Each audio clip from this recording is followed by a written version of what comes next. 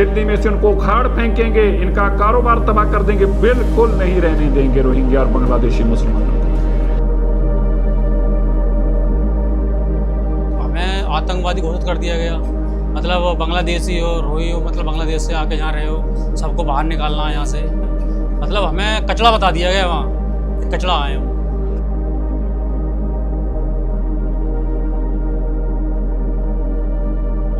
दिल्ली में जो हम काम कर रहे थे तो हमारा सही चल रहा था, खर्चा निकल रहा था, बच्चों को पढ़ा भी पा रहे थे वहाँ पर और खिला भी पा रहे थे उन्हें और कपड़ा भी पहना पा रहे थे। लेकिन यहाँ पर बहुत दिक्कतें आ रही थी।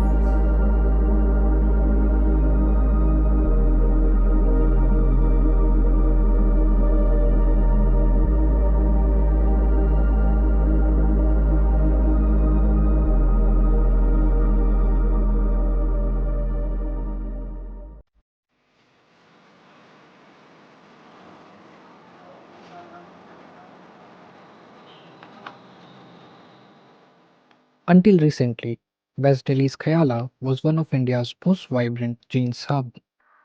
Here, in cramped sweatshops, first copy hand-stitched jeans of brands like Levi's, Zara, Diesel were sold for less than 500 rupees.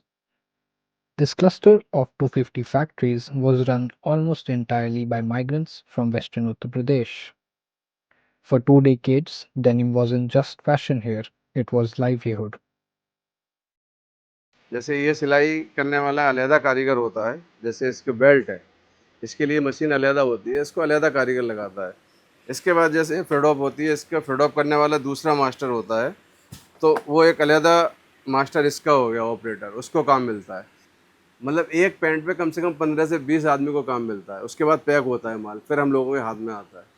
तो वो सारे लोग जो इसमें जुड़े हुए हैं लेबर वाले, हम तो क्या है काम करने वाले जैसे 5 आदमी हैं, तो 5 के साथ 25 लोग और जुड़े हुए हैं। एक आदमी के साथ 20 आदमी जुड़े हुए हैं काम करने वाले, जिनको रोजगार मिलता है।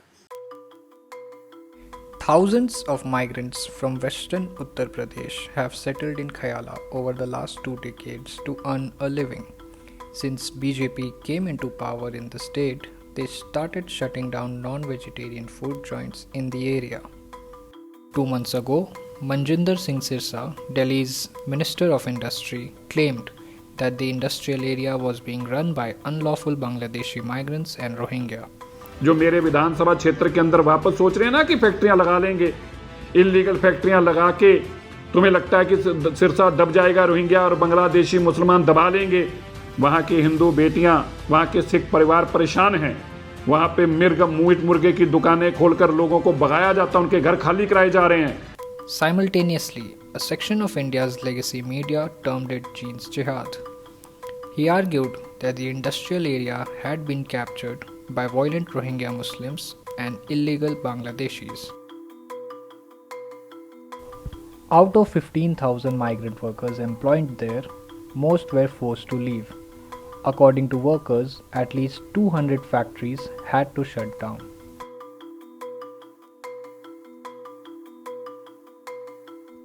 We followed their trail back to Kasganj, a small town in Uttar Pradesh, where many of Khayala's workers have now returned, jobless, broke, and struggling to rebuild their lives. 38-year-old Mohammad Shahnoor has spent the last 10 years in Delhi, working every day on his sewing machine. He migrated after the factory he once worked in was shut down. We met him at his new workshop in Kasganj. हम वहाँ पर लगभग 10 साल से थे, 10-12 साल से वहाँ थे और सिलाई का काम कर रहे थे। ये इलेक्शन के बाद जो है, हम ईद के बाद वहाँ पहुँचे थे, तो वहाँ पर फिर अफवाहें होने लगी कि काम बंद होगा, यहाँ पर होगा नहीं।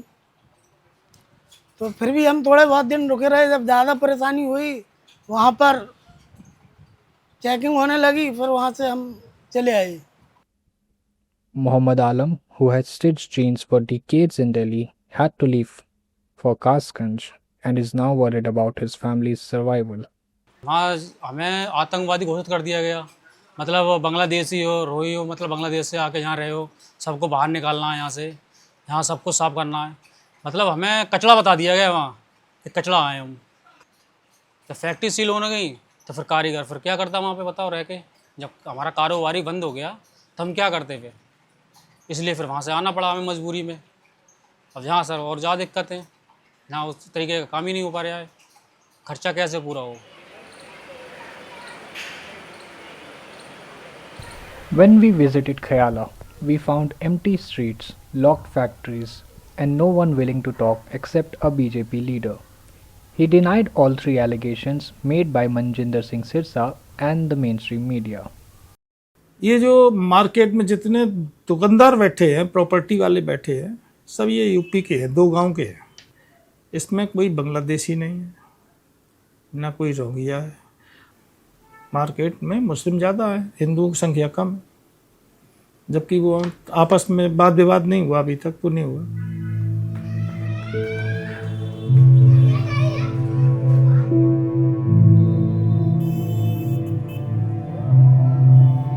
This is one of several attacks across India on Muslim migrants this year, threatening their livelihood. The accusation that they are not truly Indian or that they pose a danger to local communities.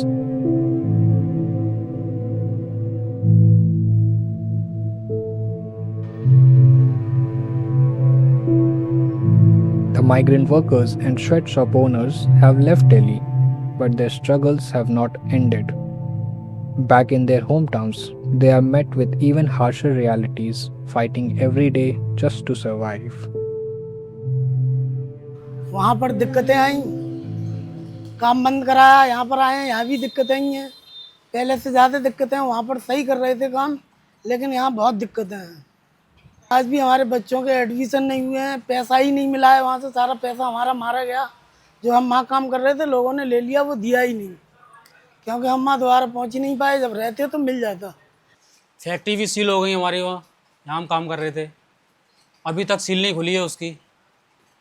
और हमारा माल ही फंसा हुआ, हमारा सब पैसा वैसा भी उसी में बंद है, हमारा सारा सब कुछ बैग वैग सारा उसी में बंद है। सर हम तो बहुत पिछड़ चुके हैं। अब पहले जो हमारी ज़िंदगी अच्छी चल रही थी, लेकिन इस टाइम जो है हमारे हालात बहुत ज़्यादा डाउन हैं। हम बच्चों को पढ़ा रहे हैं, लेकिन बच्चों की हमारी लगभग 3-4 महीने हो गए, अभी तक फ़ीस जमा नहीं हो पाई है। बहुत भटक रहे हैं अभी, कोई कहीं अपने बहुत ज़्यादा परेशान है लोग। हमसे पूछते हैं भाई तुम्हारे यहाँ मशीन खाली हो तो बताओ। मैंने कहा हम खुद परेशान हैं, तुम्हें क्या बताएं। और तो कुछ है नहीं हमारे पास, खेती बाड़ी कुछ नहीं है, सिर्फ मजदूरी है। कुछ लोग तो मेरे से ज़्यादा परेशान हैं, जो अपना गांव में सब कुछ बेच बाच के, गांव की ज़मीन या घर थे उनके बेच के अपना कोई ठेली चला रहा था, कोई सब्जी बेच रहा था, कोई कुछ कर रहा था। लेकिन इस टाइम पे वो सब बेघर हैं, परेशान हैं वो। Faizan Chahat, a Samajwadi Party leader in Kasganj, is employing many workers in his factory who returned from Delhi.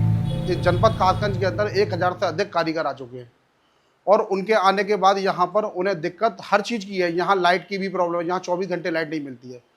Delhi के अंदर 24 घंटे लाइट अवेलेबल रहती थी, यहाँ उत्तर प्रदेश के अंदर 24 घंटे लाइट नहीं है। और कुछ फैक्ट्रियाँ ऐसे गाँव में लगी हैं जहाँ 12 घंटे भी लाइट नहीं मिलती है। तो ये कारीगर के लिए परेशानी इस बात की है, जब 12 घंटे लाइट मिलेगी और टाइम टेबल नहीं है 12 घंटे का भी।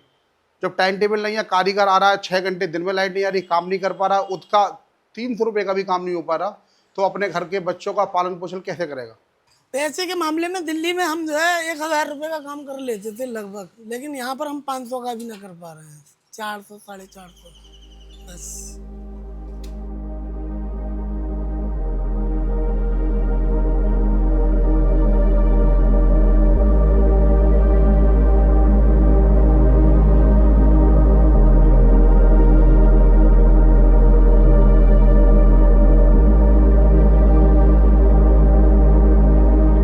What started as dog whistling by BJP Minister Manjinder Singh Sirsa and the mainstream media soon cost Muslim migrants their livelihoods.